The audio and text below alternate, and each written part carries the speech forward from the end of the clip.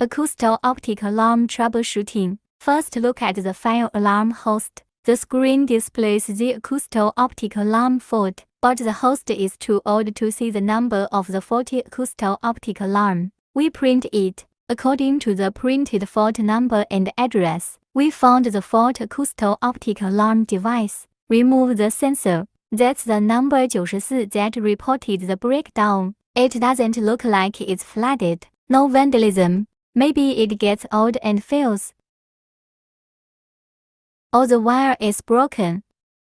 It has 3 sets of wires. Red and black are power wires.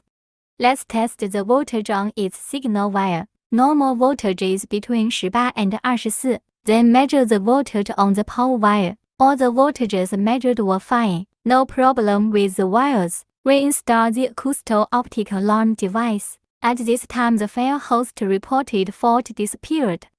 But after waiting 3 到5分钟 use, fire alarm host reported audible and optical fault again. The weather was very cold then. There was no sunlight where the acousto-optic alarm were installed. So low temperature makes the acousto-optic alarm fault.